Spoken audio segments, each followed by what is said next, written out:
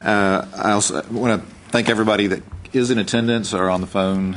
I think when we first took roll for these meeting dates, we were surprised that with the attendance that we were going to get on this particular date during a lot of campus spring break. Then Paul reminded me this was the week of South by Southwest, so all the party people wanted to be here. So. The first order of business is to take care of minutes. We actually have minutes to approve from the last two meetings. If there are not any suggested changes, I'll take a motion to adopt the minutes for both meetings. It's been moved and seconded. Oh, sure, Ed.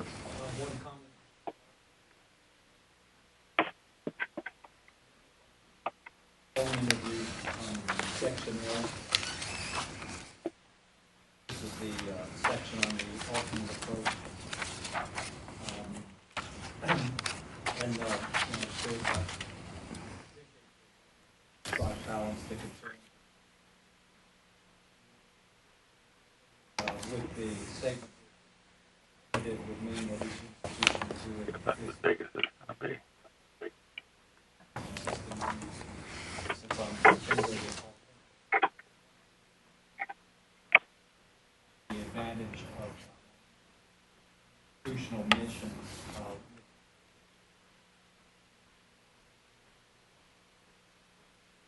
I believe I heard that kind of. Does anybody object to that change?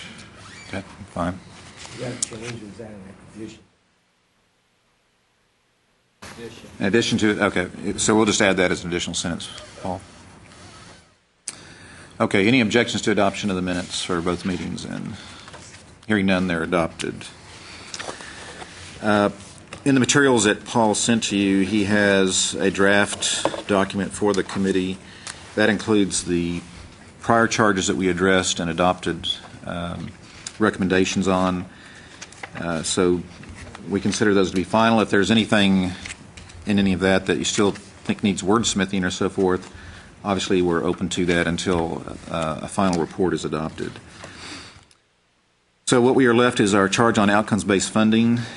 And I think to sum where we are and what our options are today, we have the model that we have worked on the last two meetings in one form or another. I believe it was Model 21 in the last analysis. Since that time, I think just 2 days ago, Paul sent an update of that model with updated FY 2013 data. So that did change the numbers a little bit. Paul, you just want to explain what that really was? Sure. So the only difference between what I presented to you with option 22 initially and the change was I replaced the fiscal year 10 data with fiscal year 13. We got all the data elements in for the metrics to update them for fiscal year 13 data. Other than that, no other changes. One comment I would make, one of the values of having that updated data is since the model where we're at now isn't that far different from where we were 2 years ago. There's obviously been some changes to it, but the metrics are fundamentally the same, and it's now been updated twice with data. And one of the good things about it, I guess, is that the model seems to be fairly stable. The movement was in the thousands or perhaps even hundreds of thousands at most of dollars, which is comparable to our I&O model. And in fact, in the I&O model, we even have greater movement than that from biennium to biennium sometimes. So that's a good thing, although I think we all recognize it will take more years of experience before we really know how these things will move around. So that model is before us. We can discuss that model and any additional modifications that anyone wants to propose today. In addition to that, the University of Houston has sent us an alternative approach, or complementary, depending on how we want to look at it, which we'll also discuss today. Then, since this could be our last meeting anyway, if anyone has a new model that we haven't seen before, we're not really looking for anything new. at this point because we'd like to see it ahead of time, but nevertheless, it's still fair game to introduce something new if you have something really different you want to offer. We could adopt both the Model 22 and the University of Houston approach. There is a way to sort of look at those in a complementary way, where one is more of a short-term answer, one a longer-term answer. We could adopt one or the other, or we could adopt neither. And of course, one of our options is not to make any recommendations at all to the commissioner. I think we know that he's obligated to submit recommendations to the legislature. So, if the decision is no recommendation, then the commission will go forward with whatever he believes is the best option. And then, just in terms of timing of all this, like I say, within the regular cycle that the coordinating board uses in taking Forum Advisory Committee recommendations, and then those recommendations go to the commissioner, then to a subcommittee, I guess typically a subcommittee, then to the full board, and I guess the full board would be normally expect to see that at the April meeting. So within that time frame, this would have to be the last meeting. Now, we are not necessarily bound by their time frame. If we wanted to, for whatever reason, we feel like this requires more work and stretch this out, we could certainly do so. It'll mess up their deadlines, but that's okay. I think we do need to be sensitive to the fact that the last opportunity that the board has to make recommendations formally to the legislature would be at their October meeting. So whatever we do beyond today, we need to keep that in mind, and perhaps a self-imposed deadline of sometime in September would be appropriate to get something to the board for the October meeting. Having said that, what I'd like to do then is to lay out Model 22 as updated and open that up for any discussion that anybody would care to make at this point.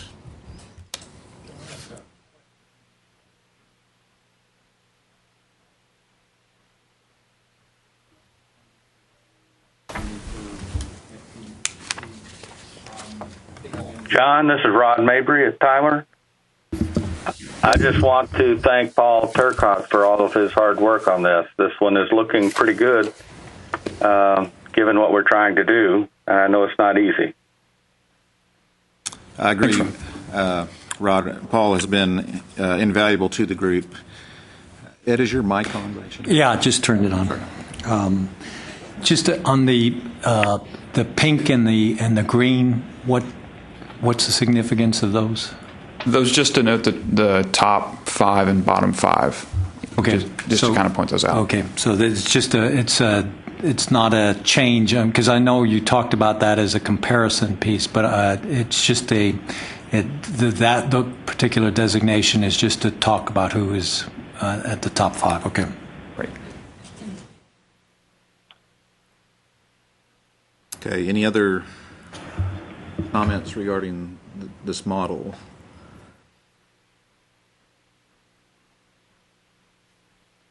Well, I sent a comment on the model, and I understand all the work that's been done, and there's no question that from the outset, the challenge of redistribution has been a major challenge to deal with. I mean, I think coming out of the legislative session, there was a lot of talk about the redistributive effect, and so I've talked to Paul enough to know that the effort, and I think at one point he said, well, if you were in my position, what would you do? So I would have done exactly what he would have done. So I understand that, but I'm not in your position, and I'm in a different position. So as I wrote him this week, when I stand back and I look at this in terms of public policy, it is of concern to me that the way that we've worked out the scaling, that when you look at degrees awarded, which is sort of the performance that everybody thinks about when it comes to performance-based funding, that we've got that scale down at 1, and the amount of money that you are awarded for the increase that you might have in degrees awarded is not very significant. So in a situation now, and I know that is in part because in order to balance the distribution, that we had to sort of look at the factors that might weigh graduation rate versus at risk. And so you have to scale them up at 7 in order to kind of get them to work in sync with each other. But that means that the degree awarded piece gets down at 1. And I think in terms of making the incentives clear, I mean, I have to tell you from an institutional point of view, when I talk to the faculty, the piece that we stress is that, really doing a good job awarding students degrees is the key to advancing the student success goals that we have. And in an institution where 66% of the students are transfer students, that overall degree target is much more important than the graduation rate, which just covers the native FTIC students, which only represents a third of the enrollment. So it just, in terms of checking it from the point of view of alignment of what were the incentives and the story of what we're trying to do with student success and the performance of the institution towards that goal, I think the fact that that weighting is undervalued in the among the variables is a problem. So make that comment. And I understand that argument. Now, when I look at it, I feel like we have 3 metrics here that are based on total degrees. 2 of them are adjusted for a factor, obviously, and actually some institutions have 4 because the per 100 FTSC may actually reach them as well. Obviously, some institutions do better under some metrics than others. UH Downtown clearly does better with a greater weight or scale on the just total degrees, unadjusted. On the other hand, the University of Houston main campus does worse under that. So that's part of this. I don't think, again, as I've said from the very beginning, there are a number of things that we could do with these metrics. We've talked a lot about the at-risk degrees, for instance, whether our at-risk definition is the right definition. That's something we need to continue to look at. The scaling is something that we'll need to continue to look at, too. Part of the rationale that, as I mentioned on the telephone call, was to balance the total dollars driven by total degrees, adjusted or not, primarily with graduation rate and just total degrees with adjusted by graduation rate, balance that with at-risk adjustment to total degrees. And that was sort of the basis where we started to get to the scaling, but is it absolutely the right scaling? I don't know, but I don't know what the alternative is either that's absolutely right. So the only thing I can recommend is that as we go forward, either in this process or every 2 years with the Formula Advisory Committee, we look at this every single time and continue to make adjustments based upon what we see the history of how the formula works. And I think that's basically what we did with the I&O over its history as well, is that there were several adjustments that were necessary over time to get to a greater comfort level and a underlying rationale to it all. But I understand what you're saying. If I could make one more comment, just in terms of where we started and our goals on this, I mean, it is... So I think we've done a lot of work with regards to the getting to the best place we can get to in terms of redistribution. In terms of the second part of the thing, which is to come up with a model where we deal with the differentiated missions and the differentiated student characteristics, I feel like we've still ended up with one-size-fits-all model. And in the end, we've kind of jettisoned the accountability groups and all of that effort that didn't seem to pan out. So I just, the challenge moving into the future one part of that challenge is that we are trying to squeeze, everything from a UT Austin on one side of the spectrum and UH downtown on the other side of the spectrum, and that our ambition was to try to find some way to accommodate that differentiation, and being at the end left with one size fits all, I think that there's still a lot of work to be done in that area, and that's one of the reasons why obviously I support the UH proposal in moving forward.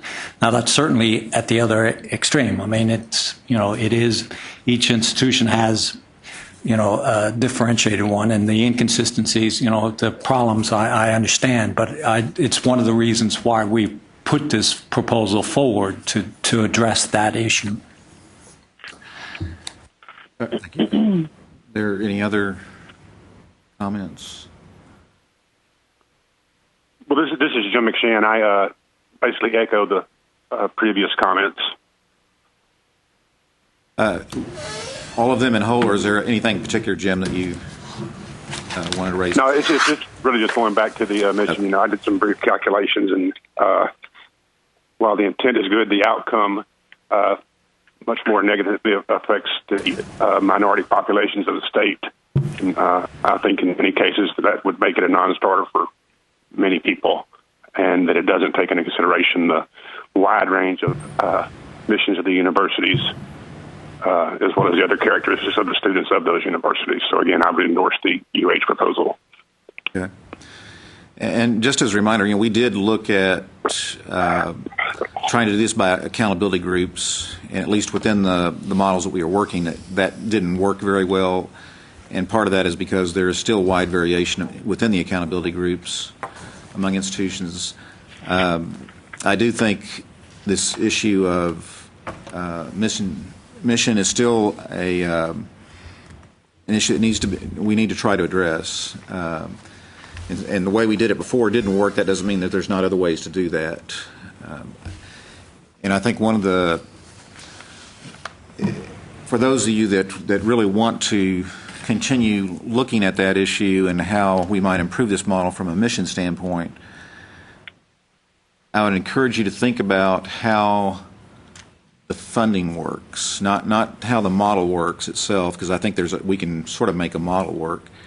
It's how does the appropriation from the legislature work within that type of model, because I think that's where a lot of our hang-ups end up being when we get to something that's more diverse and perhaps even treating different groups differently.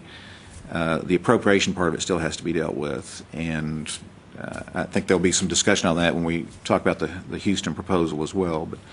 But again, that's something I've given a lot of thought to, and I encourage others that want to continue to think about that issue of the mission differentiation, how we handle that, to make sure you include that in any of your discussions on it.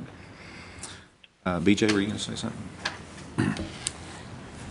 Well, I think I've been pretty clear that, I think the outcomes-based model that we have in place right now is fairly easy to understand. It doesn't address mission, and I think that was one of the reasons we started getting into this, a different model this year.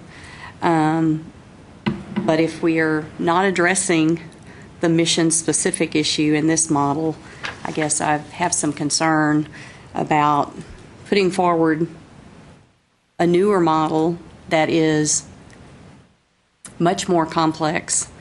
I don't know who's going to be sitting at the table explaining it to the legislature and all the weights. I think that would be you.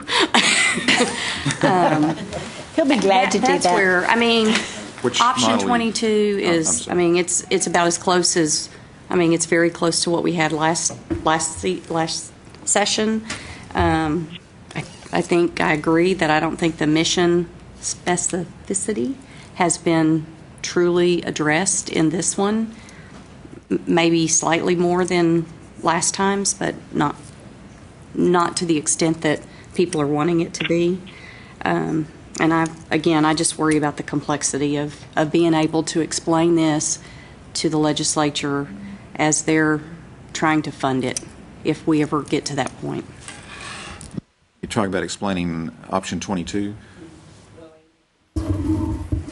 Any of them with the weights, and I just think it added a different dimension of complexity. I mean, I think this model is easier to explain than the last one 2 years ago. Yes. Because the most complex thing we've removed, the cost-weighted part of it, because that was hard to explain. I think everybody understands what degrees weighted by at risk means. I think they understand what the 6-year graduation rate means.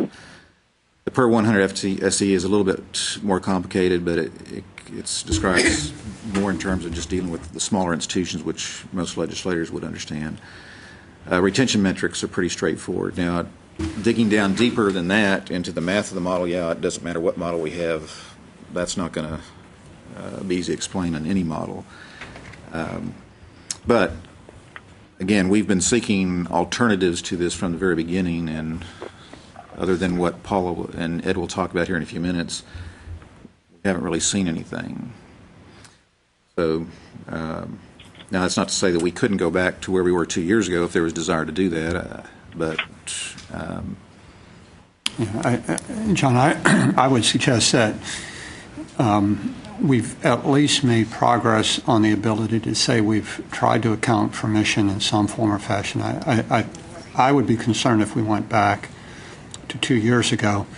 The primary comment that was made by, I think, a lot of presidents was, well, the concept of performance funding is a good one, that if you can account for the differences among institutions in terms of what it is that we do, and at least some way to describe that we begin with a very different student population and the like, that it becomes a non-starter again. And so in that regard, I think we've at least made progress by getting to 22.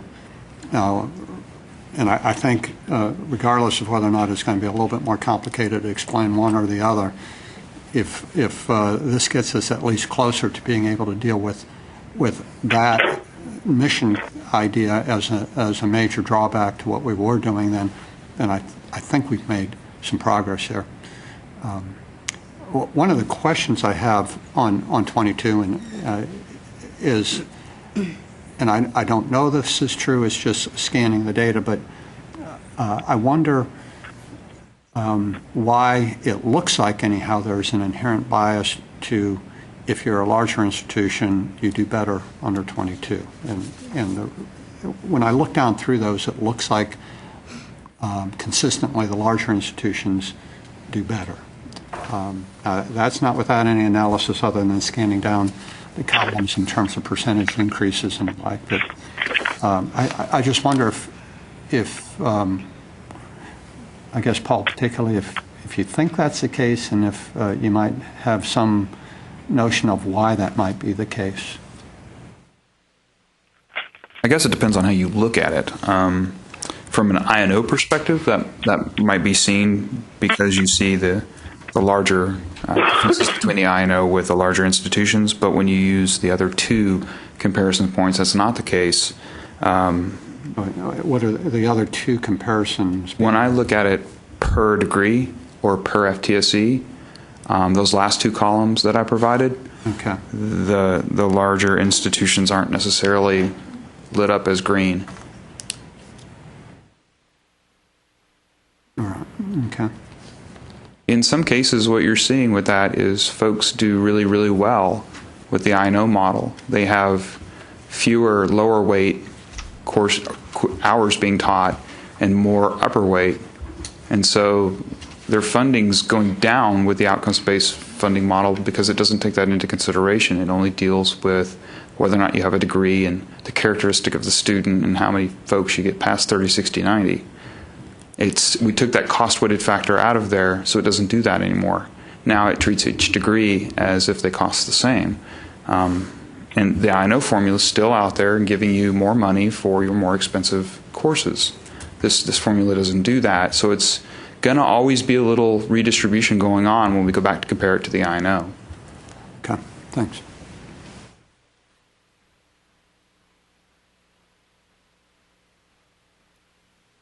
Any other comments? Okay, let's. Can I? I'm sorry to, but I have one other one, and this is regards to the weighting, the selecting of percentages at the institutional level. When I try to think about that moving into the future, to a certain extent, the two pieces that you'd, maybe three pieces that you'd look at if you wanted to improve in this area would be, the graduation rate. I mean, and the at-risk is sort of, the demographics of your market sort of control that to a certain extent. So as a performance piece, it's not something that you're, obviously with the at-risk population, if you do better in graduating them, then you can move that needle. And certainly on the progress towards a degree, you can, though the heaviest weighting is at 90 with that 4 or point something scaling there. And, if you're primarily a transfer institution, you're never going to get to the 90. So when I think about it, okay, so really the target, and this is in alignment with our institution's goals to improve the graduation rate. If you actually put a low weighting on that, if you improve, you won't get a big return. So do you start on this thing by digging yourself a bigger hole by saying, no, I'm really going to take a larger percentage at the start of this thing, so that I set myself up as I improve, as the institution improves, we get a higher return yield in terms of the portion of the dollars. So there, it's not just how we do in the next biennium, it's also how we're going to do in the bienniums to move forward. And so as we think about the incentives that we're doing and the way that we kind of optimize it, because we've been really optimizing it to get the greatest gain at the current status, or get withstand the lowest loss. It actually may work against an institution that does improve in performance in a given area that has significant weighting or scaling. So it's just, I do think we have to recognize that we're not just building a model for this coming biennium. We are building a model that is for the future and is built on a concept of improvement. So the way that we kind of select things in that weighting of for the institution is a tricky matter. I mean, it is. We could take a bigger loss, but in the next biennium, but we might set ourselves up for a bigger gain in the subsequent bienniums. Well, I don't think we anticipate that the weights that are chosen by the institution are permanent. I think to allow the model to maintain some stability, there needs to be some time frame in which that weight will be in place. Mm-hmm. But at the same time, there's going to be some point in time where it's going to be appropriate to allow institutions to adjust those weights. And I think at one point in time in these discussions we talked about maybe it has to be 5 years or something like that, every 5 years or whatever. So hopefully that addresses part of that problem. I think this whole thing about incentives is one that's always concerned me about any model we've looked at. But we have to keep it in the broader context. 90% or more of our funding is going to be coming from the I&O formula. So how much is this really going to change things? Or at least this gives us an opportunity to sort of see how this would work and how we might want to change it over some period of time before it gets to be some higher level of funding, if ever. The other thing that I think it's good to keep in mind on is the cost side of our equation. We have cost in what we're doing, and the I&O model is specifically tied to those costs. This is going to be something different, and transfer students are a good example. If you look at the cost side of that equation, how many semester credit hours are you having to commit to get that student to a degree versus a student that's coming in as a freshman? And so there are a lot of moving pieces that, I mean, all of us will be sort of reevaluating our business models as these kind of things go forward. But that's why this has to be an evolutionary process. John, one other. We have made clear, have we not, at least in this model, that our proposal is that this would be above the formula, right? And a part of our negative response to this is really very psychological more than anything else, because unless I'm totally misinterpreting what we're doing here, every institution would get more money than they normally would have gotten. And Ed, even University of Houston downtown would receive $5 million more than it would generate off the formula if this were going to effect. The psychological impact we all have is that we see negatives and we see positives, and we see money being displaced. As opposed to the fact that if this were put in place, everybody is going to receive some additional funding if the state's willing to do that. And I have some concern about whether the state would be willing to do that.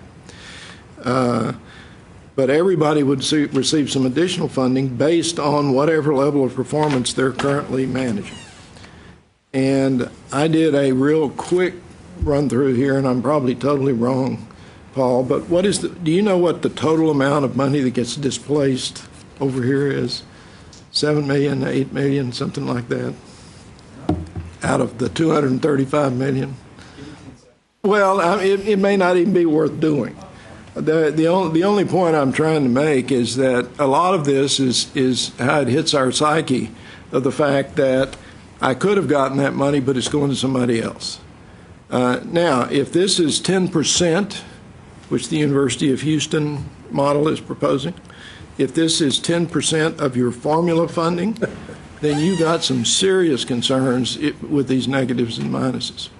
If this is above the formula, then you're not going to get as much as you otherwise would have gotten, but you're going to get something that has to do with your performance.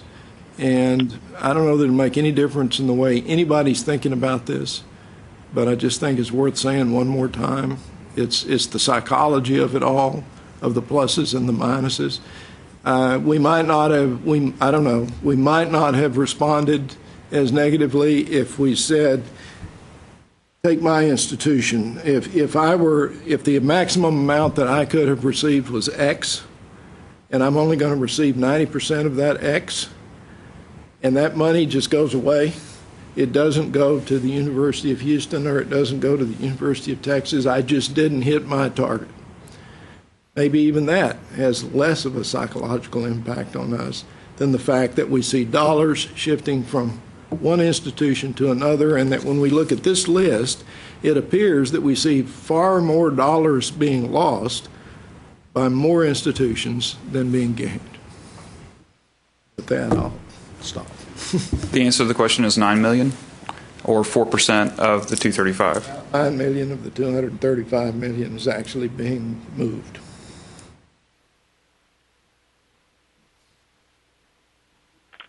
John, if I may, this is Cindy via UTEP. Yes, Cindy.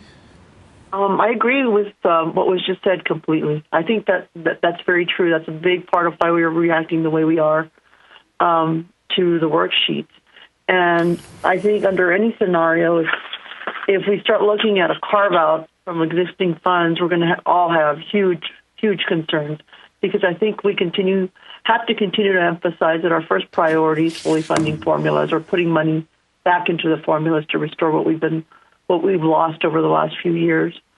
So I think that's really important. And in looking at the U of H proposal, that was the first thing that did not appeal to me. I don't mind the elements 1 and 2, but when you start looking at taking 10% from our current appropriations, of course, that's a huge concern to all of us. Okay, maybe that's a good segue. So to go ahead and let's talk about this alternative. So I'll let Paula and Ed kind of talk through this. They worked together in putting this together.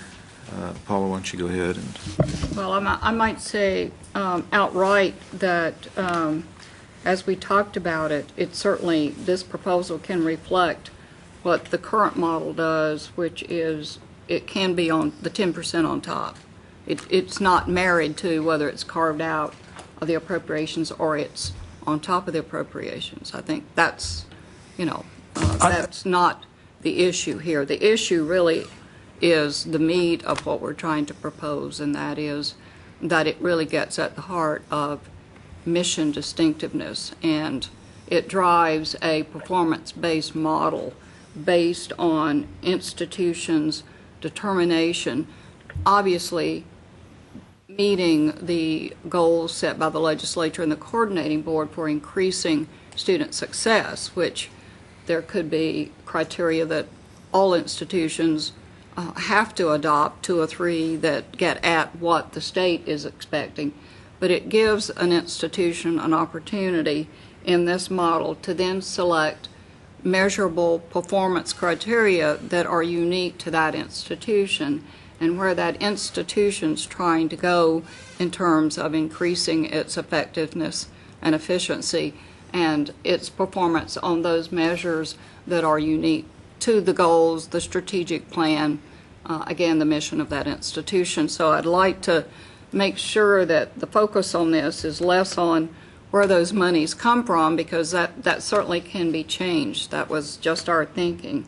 But the rest of it really gets at the heart of, and probably some of this comes from the fact that from my own experience and the experience of others that have worked on this, we really spend an exorbitant amount of our time in the institution setting performance measures and working to meet those goals. And so to some extent, if there can be a model that's statewide that incentivizes institutions and rewards institutions for keeping that focus on not only state goals but also goals that an institution has set, we believe this could present a unique performance model, funding model, that really enhances the ability of the 38 institutions to really continuously improve, and it enhances the credibility of the performance funding model to our faculty and our deans that are working and being held accountable in our institutions for meeting those performance goals that are set in our strategic plan and are set on an annual basis. So that's really what we were working towards in putting forth our ideas for you to consider today. And Ed, you may have, something else to add to that. Just with regards to the 10%, I mean, I guess it betrays my cynicism. I mean, that I just assume that the way the appropriation works, it'll be 10% of the I&O one way or the other. I mean, it could be 10% that would have gone into the I&O. And so, but if you want to say, I mean, I do ask this committee to remember that they made that recommendation that it be on top last time, and the commissioner did not feel that he could go forward with that kind of recommendation. And we've had conversations here, John, where you've said, it's all one pot of money when it comes to the legislature. So it is, it is likely the appropriations is going to come from one source, and whether to think about it, that it would be better, and you're absolutely right, Mark, that this would be on top if it were treated that way. But I guess it's a question whether realistically, and we really do believe that it will work that way with the way that the legislature appropriates. But I really would, Paula is absolutely right. The 10% is not getting it on top would be preferable, and we would change that immediately, if that was the issue with regards to this recommendation.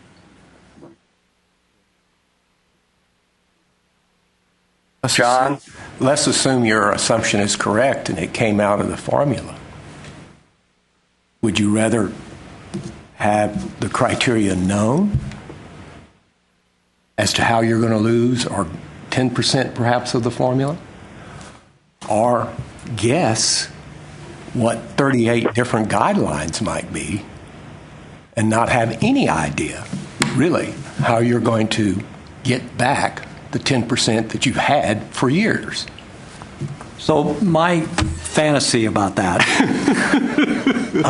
is that in the first year of the biennium, we would actually get what we would have gotten in the I&O. And then in the second year, we would either lose part of that by not hitting our targets, or we would keep what we got, or if there was a residual pool, we might get some additional funds, from that. So, that's one way that I've thought about it working. Is that the nice thing about it starting with coming off what you would get on the I&O formula would be we'd all start on a level playing field, and then we could only lose or win, or tie. I mean, I guess that's the three options. But I mean, Paula is right. I mean, a lot of this is inspired by something that we came in thinking, is that we've been putting into our own institutions and with our own colleges these incentive funding pieces, and which we were really trying to incentivize deans and chairs and faculty to understand that they would do, if they retained and graduated their students, they would do better in the annual funding. It's a way to kind of sharply define targets, and there's no question behavior changes when they absolutely see something that precise is going to affect their next budget. The attention to something, that faculty normally think, I don't have anything to do with retention and graduation. Well, obviously they have a huge amount to do with it. And by putting it in terms of funding, then you do see a change in behavior. And so that's part of what inspired what we're talking about.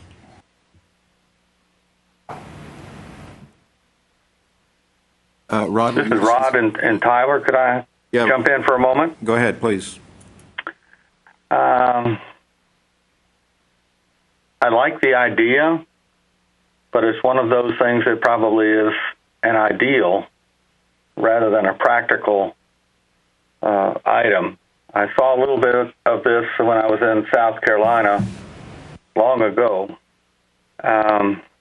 And the problems are the same ones that Ed just mentioned, where he was skeptical, perhaps a little cynical about whether the money would come from on top of what we have or from within what would be going to higher education. And I am equally cynical that we would get to choose our own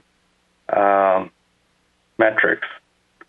I think that there would be a heavy hand, the way the state is going at the present time, in terms of what those metrics would be, and what would be even more important. I think more of us would agree on the metrics, perhaps even, but the leaps and bounds that are expected of us could be such that it would be very difficult for some institutions to meet the targets that even if we were somewhat in agreement on them. So I think this introduces more uncertainty, in spite of it having a wonderful appeal, that an uncertainty level that I wouldn't be willing to accept, and I'm fairly certain some of my colleagues in our system would not as well. I think that's right. I think that's absolutely right. Well, I guess as we talk through, I mean, I understand that, but I mean, to a large extent, it would depend on how people are willing to cooperate in that process, because as we talked about it, it appeared to us that there are going to be some non-negotiable performance criteria that the state and the coordinating board are going to expect every institution to focus on. Once those are decided, then there would be a set that each institution would have to defend and get approved by the coordinating board. I mean, we set performance targets now. I would assume everyone else does that too. And so there would be a set that would be unique to an institution and a set of those that would be required of everyone. And again, I don't see each institution having a potpourri choice of everything, but I think that there could be, I guess maybe I'm an idealistic person who came from a state where 100% of the funding is performance-based, and so I'm, seeing the 10% as an opportunity for the state of Texas to do something really, really powerful that would really incentivize institutions to really focus on performance and really focus on improving targets, meeting targets. So, again, I understand what's being said, that one of the reasons we put a timeline to our proposal was we believe that a team could be appointed to sit down and at least be given the opportunity to see if we could put some parameters on this to give it more definition, to give people a chance to look at it again and see if they still have heartburn from perhaps a lack of a very specific way that this gets addressed at each institution, such that the state and the legislature would accept it. But I believe at least because we've looked at this as something that would be put in place after a year of the same, in other words, down the road, so to speak, that it would be an opportunity to at least see what we could do. I don't know how to put it any more eloquently than that, but it's an opportunity. Let me ask this. Let's say hypothetically the legislature were to adopt something like Model 22. I assume that each institution then would adopt some sort of internal mechanism, metrics, whatever we want to call them, to help drive them to maximize that model. How different, I mean, other than issues of weighting and scaling and things like that, which we know are difficult to determine, how different would those internal metrics adopted differ from what's being proposed in this model?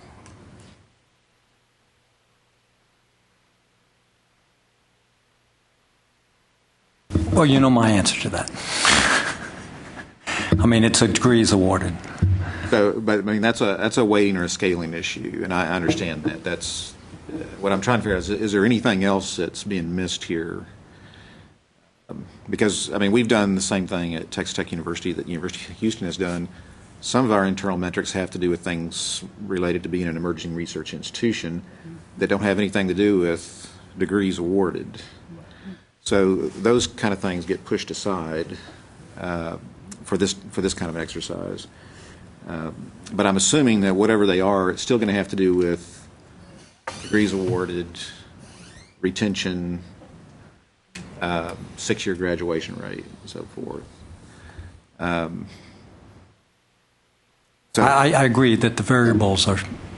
We're in a set of variables that are. We all know what they are.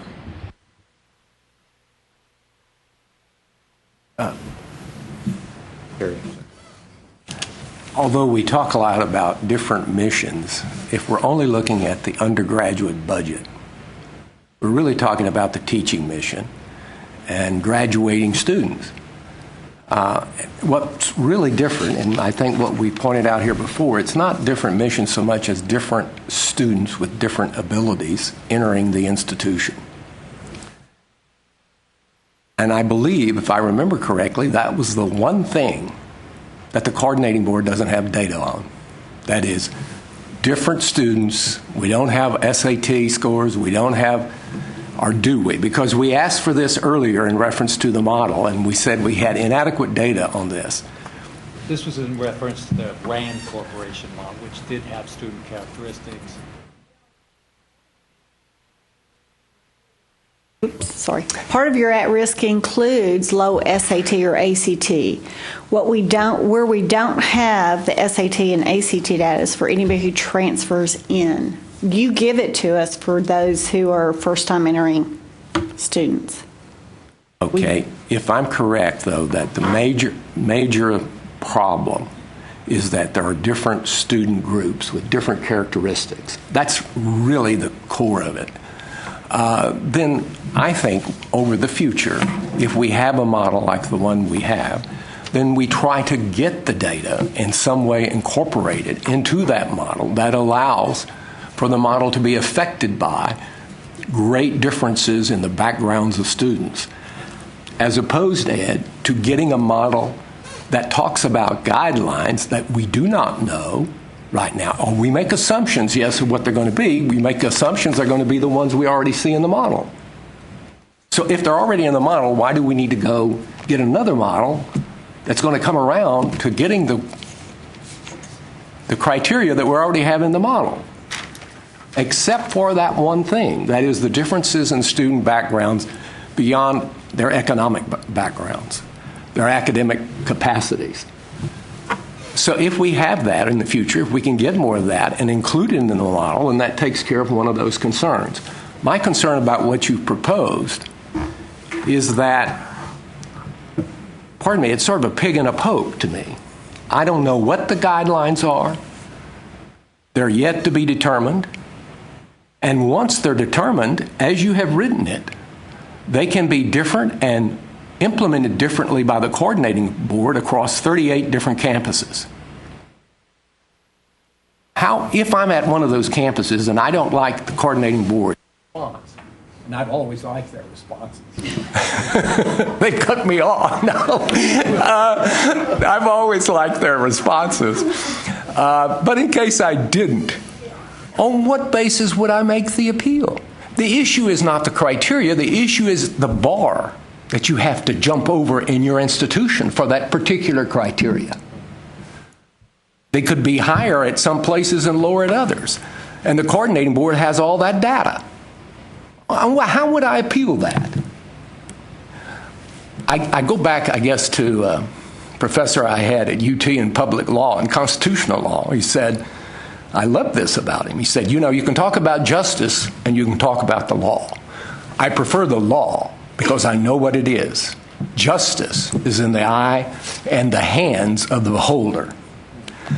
And again, I have great trust in the coordinating board, but I'd rather know what the law is before we get into this, particularly if your suspicion is correct, Ed, that the 225 million could come out of the formula itself and not out of the icing on the cake.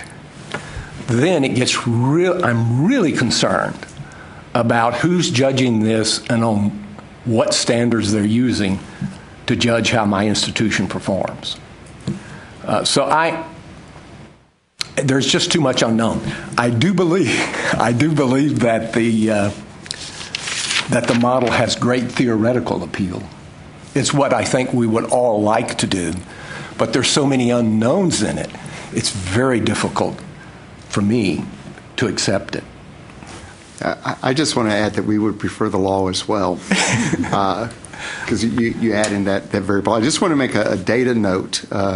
Some of you know Paul Meyer, who's at Corpus Christi now, A&M Corpus Christi, and about 10 years ago he did something very simple. He was a little embarrassed, someone with a background in physics, to have done something so simple. But just looking at the number of students with Pell Grants and the number in the top 10%, he was able to show that a large number of schools that otherwise would appear to have not been doing too well were actually doing quite well given their student population, just using those two background characteristics. So, I mean, I think it's feasible, and I think one could add, as with many things, an endless list of variables, but I think the key is honing in on those which make the most difference, and I'm not sure that it would be those two now, but I do think longer term, that's something, and within this room, there's a lot of power in terms of being able to make that more clear over time. What were the two? It was the numbers or percent of students on Pell Grants and those in the top 10%. So it's been a number of years, I don't remember, but there are at least 5 or 6 institutions that many people would have considered not doing very well in terms of student success, that when you looked at those and controlled for those, they were doing much better than expected. And there are others that sort of fell into that group that were doing even worse. But it made a better case for students who had, I mean, I don't know if UH Downtown was one of them, but it was schools with a similar profile to UH who did better when you looked at those characteristics. Right. And that's because the socioeconomic factor is so overwhelming. It's the dominant factor. All the research points to that. So, I mean, one part in what you're saying that I really want to resonate with is that it is no small matter getting to the student characteristic issue. And that is, it is the piece that is not in the model yet. I mean, it is, many of the things that basic variables are definitely there, but it's how do we get, and, you know, to be honest with you, I think that David's point is very on target. I don't think it's a lot of different things. I think to worry about the GPA, there's no SAT, GPA, class rank. You know, it really doesn't get to be as much as the socioeconomic factor is a much bigger factor in determining what, you know, how the performance will be and going into college success. I mean, so.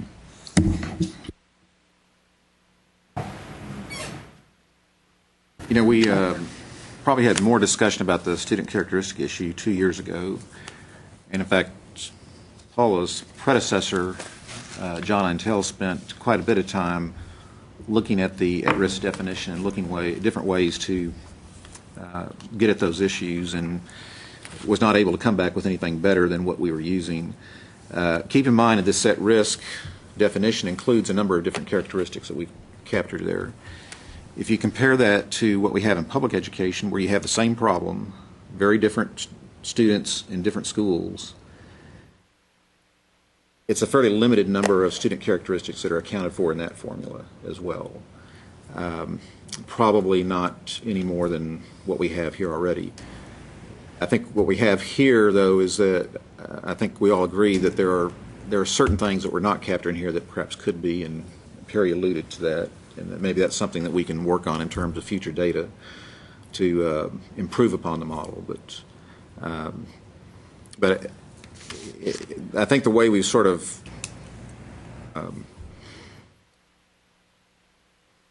lump things together, so to speak, it's kind of covered up the fact that there's probably more diversity covered here than what it appears just by looking at risk degrees. But nevertheless, there's still some things that haven't been captured there. Any other comments on either the proposals before us? John, I'm wondering if we can move this off center and get to a conclusion on it. I think Perry's point is a very good one about whether or not we have the reliability of the data, and I wonder if, as part of the recommendation that we make, that we not be sure to include that point, much like we're saying that this should be above and beyond the formula, if indeed we should have that as a caveat in the final recommendation, that indeed that this whole process could be much more reliable, we believe, if we had the reliability of the data that's going in on what we consider those most important variables, the characteristics of the students at the institutions, because that, I think, account for this notion that we've been talking about, mission. I think that is a very important distinction that I guess I had not thought about until Perry made the point. So with that said, if we could get some language in the report to that effect, to the point that he made, I think that would be helpful. After all the conversation that we had, I think option or model 22 to me looks like the best compromise of all the things that we've looked at this point in time. If the Houston model is something that people would like to continue to look at, I think that's something that we could suggest possibly as something to be considered in future iterations of this. But for going forward with the recommendation now, I'd be prepared, if we're at that point in the discussion, to go ahead and propose that we use Model 22 as our recommendation with the caveats that we are talking about putting into the report. Okay, and before we make that a formal motion, and I've kind of been thinking about how we frame this at this time to move things along. I think the options before us in terms of, and again, this will be in terms of making a motion, so for those that are so inclined, I guess, think of it this way, and then you can modify this any way you want to. We can adopt have a motion on Model 22 to adopt it with whatever amendments we care, and I think the one you've suggested is a good one. I think we may need to work with Paul and the other staff on, it's best to be as specific as possible on the type of data that we may be looking for here. It's not necessarily critical because I think the staff can probably work some things up and get back to us on that. But I think to get at the heart of that, we want to be as specific as we can. As far as the Houston proposal, I think based on the discussion here, I think perhaps if anyone wishes a motion to continue to look at that, and there's two ways we can go. We can suggest putting together a work group to do that and continue that between now and September, or we can simply make that as a recommendation for the next Formative Advisory Committee, which oftentimes we do that in this process. So is that fair for everybody, or is there some other motion that somebody has in mind that they might want to make? I guess I left out the one that we don't make a recommendation, but that one's fair game too. Okay. All right. Well, with that, I'll open up. Yeah, Mark. I think not to make a recommendation at all is a bad message to send. I mean, it's almost like we've been sitting here just visiting nicely for the last year, or 2 years, I guess you've been doing this. So I think a recommendation is something that needs to be done. I just want to make sure that I'm thinking about the Houston proposal the right way, because everything I had sent back to Paul had said, in some way or another, I said, it seems like everything that we do is trying to fit the same foot, regardless of size, into one size shoe, which is it just doesn't sit well. However, and I see the advantages that you put on this, but then when I heard Perry talk about the disadvantages, and several people have talked about unknowns, and wouldn't you rather know what you're up against and where things are going to come from, is that kind of how this Houston proposal stacks up? Am I thinking about that the right way or not? Well, I don't think we've had the opportunity to develop it further. I think what we did was put a model out that requires additional work. Right. No, I mean as it stands right now, as it sits right now. This is all we have to propose, if that's your question. Yeah, I think the presumption is that some group would continue to work on this to flesh it out into a more complete type of model, at which time the committee could review at that time.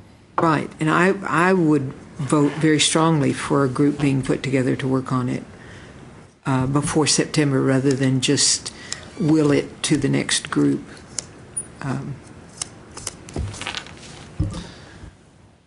No other comments, and I'll entertain any motions anybody wants to make. Regarding that particular item, I agree it should be worked on, but I would probably say to hold it to the next biennium. I'd hate to have a shadow element moving forward in the legislature at the same time, or at least them thinking that out there. I think that would give us problems in explaining whatever we go forward with. BJ? I guess I have some of the same concerns, because I don't know if we vote on this motion for option 22 with caveats, does that, I mean, is our report complete? And then what would we do in September if the subgroup came forward with another recommendation? Would we mean, logistically, what would we do with that report? All I can say is what happened with the community colleges last biennium. We actually had come forward with a recommendation very similar to what they were coming forward with. There was additional work done, and so then the board actually voted, and I can't remember if it was July or October, to replace what they had sent initially with what we had worked out with TAC, with the community colleges.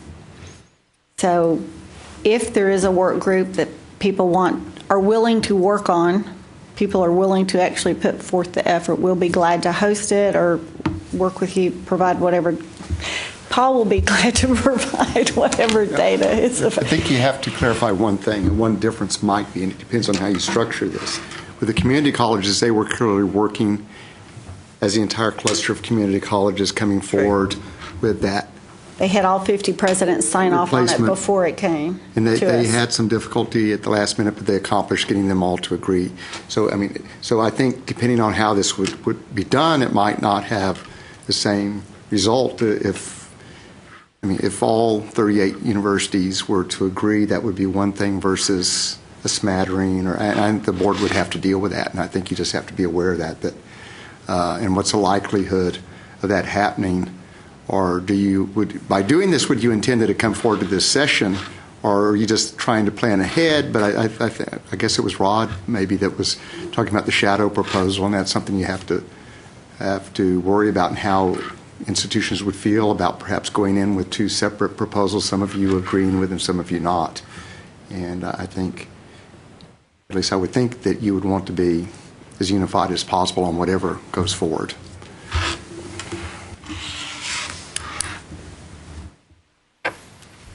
Like I said, I'm entertaining any motions. Dominic? Yes, I make a motion that the committee adopt option 22 with the appropriate caveats that we discussed throughout the day and throughout the entire range of meetings that we've had. And other than the student characteristics, is there anything else specific there? I mean, I think Paul's already incorporated things from previous meetings that we've agreed upon. Yeah. Is that? Yeah. No, it's the student characteristics and from today. Yeah. Okay. So that would be language that we would continue to work on, and we could circulate among members to make sure we get that right. Is there a second to that motion? I'll second it. Been moved and seconded to adopt Model 22 with the additional language regarding student characteristics and with what Paul already has in his draft report. All those in favor, raise their hands, I guess. Aye. Anyone on the phone, just say aye, please. Aye. Okay. Okay, all those opposed, aye, or raise your hands. Okay. Is there anybody else on the phone that hasn't voted? Cindy, There's two that have not voted yet. Cindy, are you still on the phone? And Jim McShann. Jim McShann? Guess they dropped off. So two opposed. Okay. I assume there's enough votes. Okay. Okay. Are there any other motions then? Jim McShann, I apologize. I'm sorry. I'm sorry, Jim. But yes, and I am opposed. Okay. Okay. Any other motions?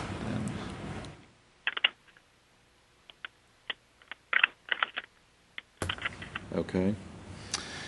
Any other comments or business before the committee that anyone would like to come forward at this time?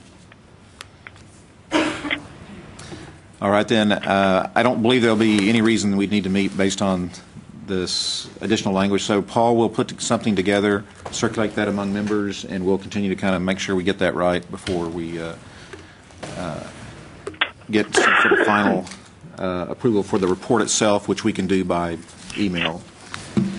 I want to thank everybody who's participated in this. This is obviously a very difficult process. As I mentioned in our telephone meeting last time, I really see this as a very unusual task for this committee historically, to essentially invent a formula from scratch, and that's not easy to do when you have the kind of diversity that we have in this state. And obviously that's something we've been wrestling with since we started, and it will something we will continue to wrestle with as we go forward. Assuming the legislature adopts something like this, we know that there's additional work that needs to be done to get it to a point where we have the same kind of comfort level that we have with our current INO formula. So I do appreciate everything you've done and contributed, and hope that we can make this work as best we can if it comes to pass. Yeah, Just for clarification, there is no interest then in continuing to explore the U of H model. I think we can, if you want to make a motion to do that, we can. Now, I would suggest, even if we don't have any kind of formal recommendation on it, there's no reason that it can't continue to be worked on for anyone that wants to. I do think there's value in the concept. It's just a question, as I've kind of worked with it, trying to get to figuring out how to really make it work has been difficult. But that's not to say it can't be done. And I would encourage anyone interested to work on it informally with the staff to see if we can't do something. I think from a formal perspective, it might, for the reasons that Rod pointed out and BJ mentioned as well, as a formal proposal, it might be best to think of this in terms of the next cycle. And it may take us that much time just to figure it out, but again, if there's a desire to do something more formal than that, we can certainly entertain that as a motion and see if we want to do that. Am I reading everybody right that you don't want to move forward on this at this particular time because...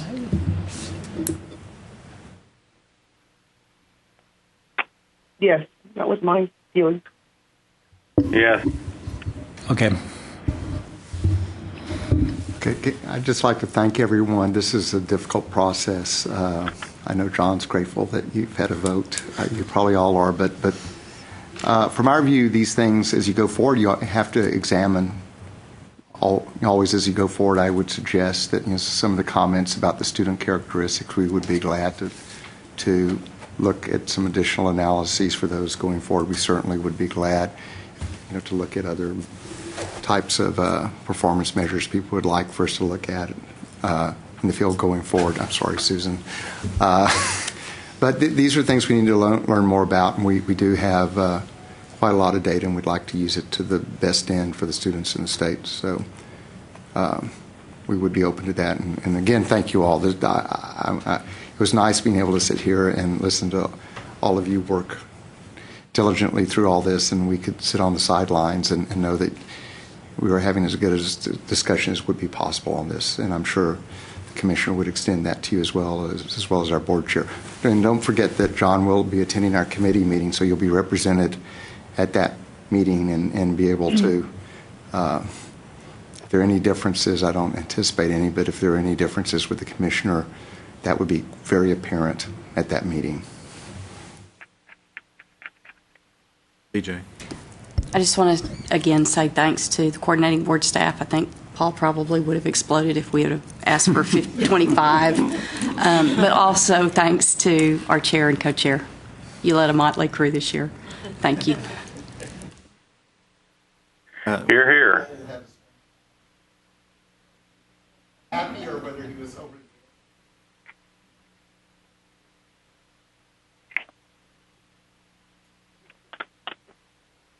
Well, thanks again to everyone, and I especially want to thank Alan for being here, because if I'd known this would have come to a conclusion earlier, we would have invited you earlier. So with that, the Foreign Advisory Committee will adjourn pending the final report that Paul will circulate for agreement. Thank you.